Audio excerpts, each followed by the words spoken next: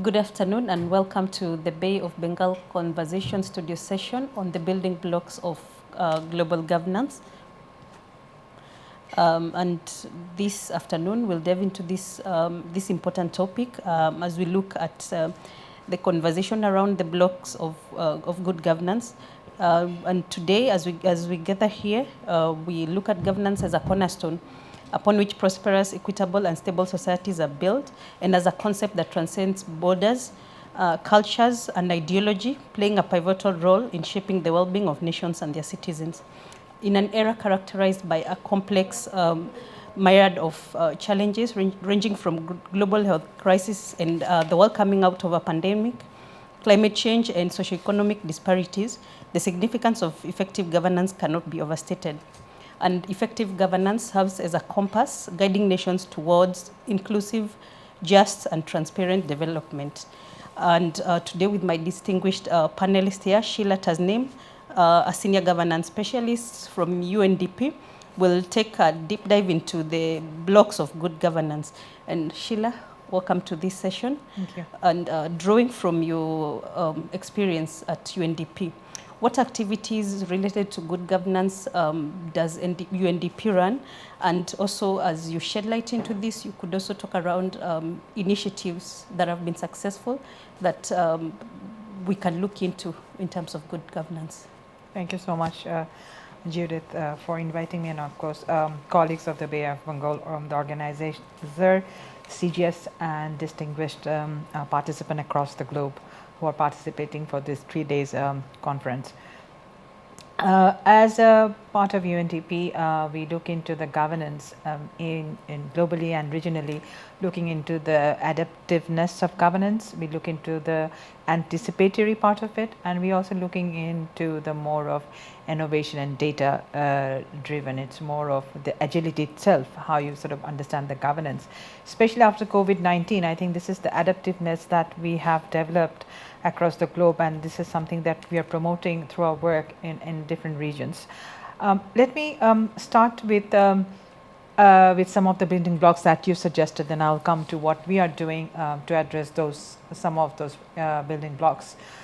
I think that efficient, effective institution is very important when you talk about good governance and the building blocks. And the building blocks starts for us to look into some of the major foundation on the economic development. As we see, the inclusive growth and governance are very much intertwined in a lot of discourse that is happening both at the academic world and also in the practitioners level as well. So we see that good governance on economic development, regional cooperation, connectivity, citizen engagement, and peace building process as well.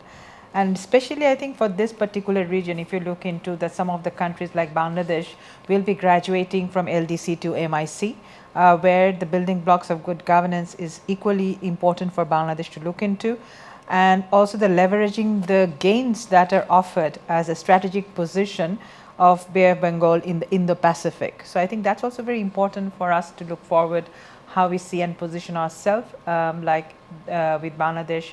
And Nepal will be also graduating from this region from LDC as well. So I think these are the things that is very important. And if you look into some of the building blocks on the peace building process, some UNDP does across the borders. We have done on the peace building process, we call information integrity. We are looking into the information. We are looking into one of the areas that look into the information, disinformation, hate speech. Across the region, we especially from UNDP-Bangladesh, we look into that space both on offline and online to see how this sort of impacting not only in Bangladesh but the region as well. So I think this is something that we are looking into the more on the building blocks when you talk about the rule of law, when you talk about the building blocks on citizen engagement, the peace building process. These are the very crucial to look into those as we talk about this region, when we also talk about the fragility itself. And the fragility also coming in this region is from also on the climate action, the climate vulnerability.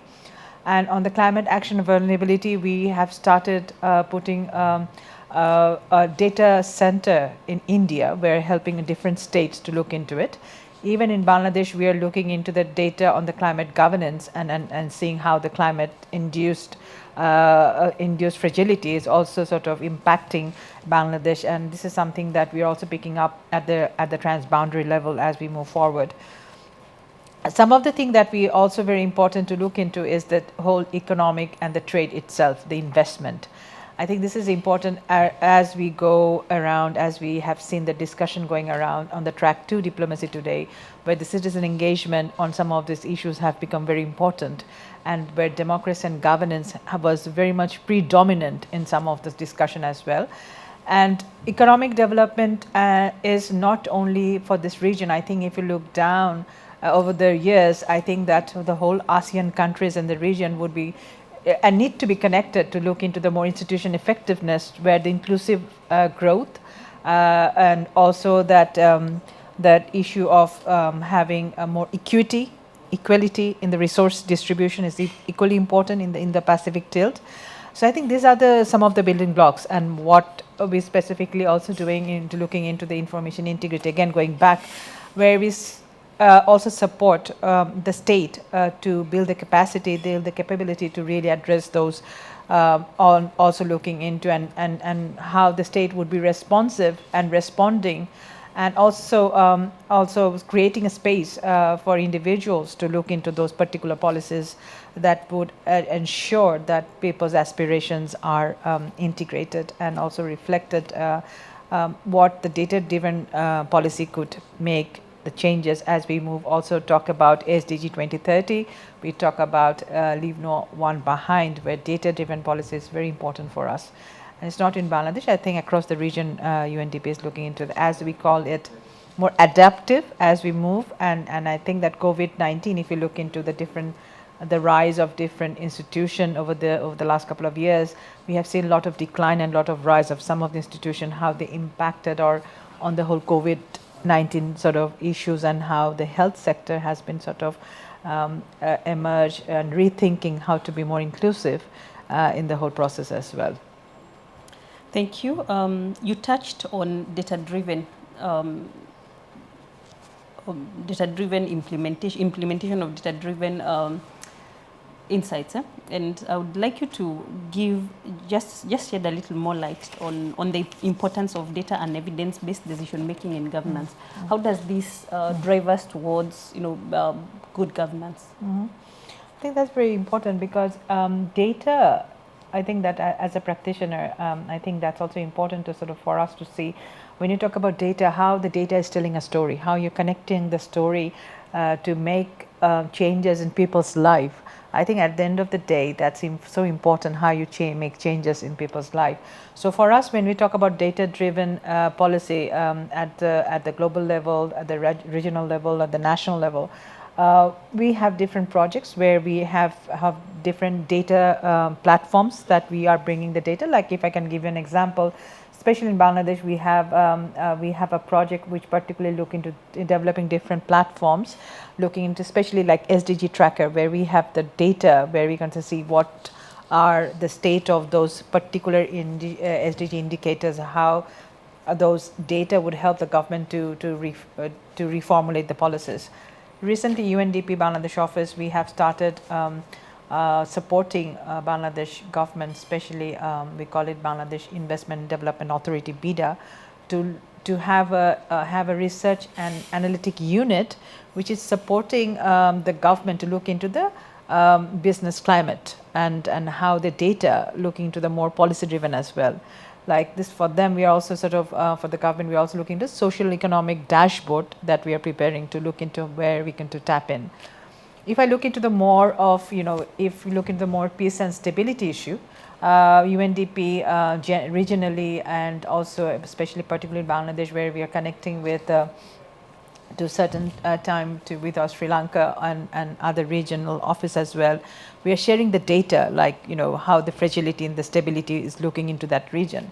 And this is a crisis dashboard that we support in different parts of in the global regional level, where we see the trends of different socio-political and economic trend that is going around in different part of the world. So data one side is also helping the state institute to develop a more data driven policy, and also helping the citizen to a certain extent, especially the CSOs who we are working with very closely, to develop certain intervention which are very much focused to that particular targeted population. And as we are also looking into the whole SDG 2030 agenda and leaving no one behind, so that also sort of globally we are looking into the marginalized rights of the individual and are part of this discussion as well. So I think data is very important for us in the whole transformation of the systemic approach that we talk about. Also the adaptive nature of it itself is very important. Thank you. You talked about socioeconomic dashboards, and this brought the aspect of use of technology, such as e-governance and digital platforms in global governance. How do these impact global governance? How can we leverage on technology to make sure that we are able to now again further governance, to make sure that we are working on the positive here? Absolutely. I think that you touch a very important point, because when we talk about connectivity, when we talk about linking with different sort of region and make it more responsive and more knowledge driven, I think that's where the data is important. So as an example, as I was saying that, it's the socioeconomic dashboard. The other thing that we are all sort of doing in different parts of the region and the world, the more important part is sharing those data and also creating a knowledge hub. That's also very important, as we discussed in different plenary today, that knowledge is also important, where we sort of have the voices of the defranchised community and also of the marginalized people, where we want those information to be fed when we sort of develop interventions. That's also very important when we are talking about it. And also, like, if you look into the international mechanism that exists in the region, like the ASEAN, if you look into the BIMSTEC, BIMSTEC is another sort of body that has been formed looking into the region, where we talk about trade and economic development.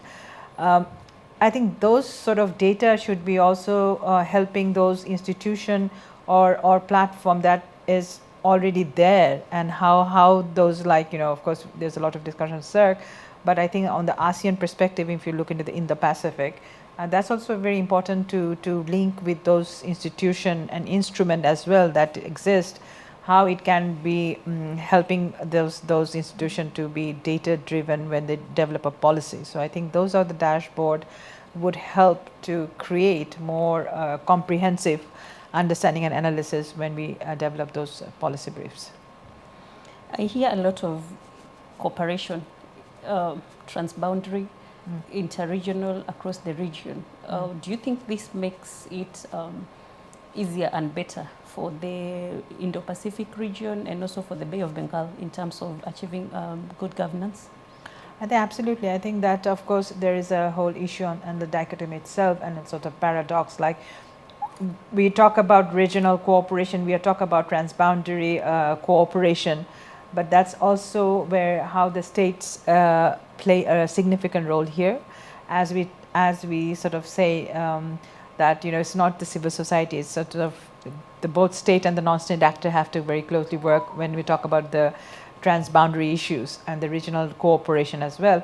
But I think that there are sort of, if you look into as we talk about track 2 diplomacy, which is also very much important when you talk about democracy and governance, I think that's where some of those changes is happening. If you look into some of the international instrument, especially if you look into where we have track 2 sort of discussion on the Rohingya response as well, and when the Rohingya crisis and where different people are meeting and talking about it. On the transboundary issue, like, there are a lot of discussion going on, especially in UNDP, how you make it more adaptive and agile, especially with the state, like how state institution could be more agile as well and be more modernized as we progress. So I think these are very important aspect when you talk about the transboundary issue. The cooperation has to be one. It has to be more, it's a combination of state and non-state actors coming together. Second is also the regional issue when you talk about peace building, when you talk about the stability and the fragility. That's also very important where the transboundary and the cooperation is to happen. And the some cases there are a lot of discussion happen, mostly on not states so much, but mostly on some of the effort that we are doing on the peace building process with a different organization in different transboundary, like in India and Sri Lanka as well, where we have sort of sharing some of the data. And the third is more is that when you talk about the economic development as such, so how we sort of see how the transboundary in nature itself, like BIMSTEC is an institute that exists, how we can make it more effective, especially for the Indo-Pacific region and the Bay of Bengal. That's one of the aim of this particular platform to be established. So I think there are scope, there are mechanism that exist. It's more of how to make the mechanism more effective and responsive towards this global agenda. That's very important if you look into the whole building blocks of governance we talk about. So I think these are the few areas that we can start, especially as we all sort of agree, is that at the end of the day is the people. So we need to sort of listen to the people and try to sort of understand what are the issues on the climate governance, on the vulnerability and all those issues as well. Thank you so much for bringing to life this discussion, for sharing your expertise and insights, and also being so kind to just share on your knowledge on the topic of good governance. Thank you for joining in for this session, and thank you.